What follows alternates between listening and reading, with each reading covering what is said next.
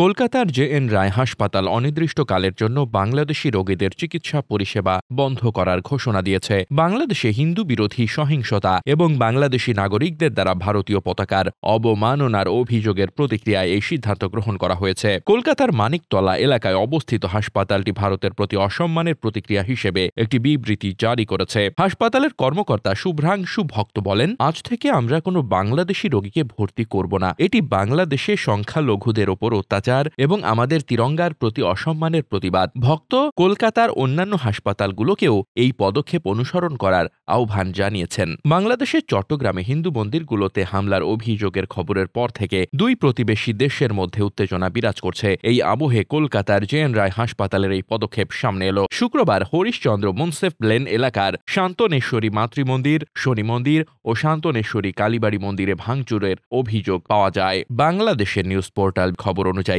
দুপুর 2:30টার দিকে হামলার ঘটনা ঘটে, যখন কয়েকশো লোকের একটি দল স্লোগান দিতে দিতে মন্দিরে ইট ছুড়ে মারে। কোতোয়ালি থানার ওসি আব্দুল করিম বিষয়টি নিয়ে বলেন, ক্ষয়ক্ষতি কম হলেও উত্তেজনা রয়েছে। মন্দির কমিটির সদস্য তপন দাস বলেন, জুম্মার নামাজের পর শতাধিক মানুষ মিছিল করে এসে হিন্দু বিরোধী এবং ইসকন বিরোধী স্লোগান দিতে থাকে। পরিস্থিতির অবনতি হলে আমরা সেনাবাহিনীকে ডেকেছিলাম এবং শেষ পর্যন্ত শৃঙ্খলা ফিরিয়ে আনা হয়। রাষ্ট্রদ্রোহের অভিযোগে ইসকনের প্রাক্তন সদস্য চিন্ময় কৃষ্ণ দাসকে গ্রেপ্তারের পর এই হামলাগুলো হয়েছিল। সোমবার তার গ্রেপ্তার এবং পরবর্তীতে মঙ্গলবার জামিন নামঞ্জুর হওয়ায় ঢাকা, চট্টগ্রাম এবং বাংলাদেশের অন্যান্য অংশে হিন্দু সম্প্রদায়ের মধ্যে বিক্ষোভের জন্ম দেয়। ভারত সরকার ক্রমবর্ধমান সহিংসতা নিয়ে গভীর উদ্বেগ প্রকাশ করেছে। ভারতের পররাষ্ট্রমন্ত্রী এস জয়শঙ্কর সংসদকে বলেছেন যে ঢাকাকে সংখ্যালঘু সহ তার সমস্ত নাগরিকের নিরাপত্তা নিশ্চিত করতে হবে। জয়শঙ্কর বলেন, চরমপন্থী বক্তব্য এবং সহিংসতার বৃদ্ধি অগ্রহণযোগ্য।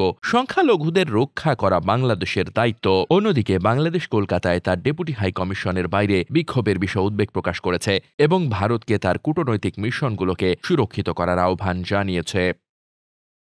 Desk report, বার্তাবাজার।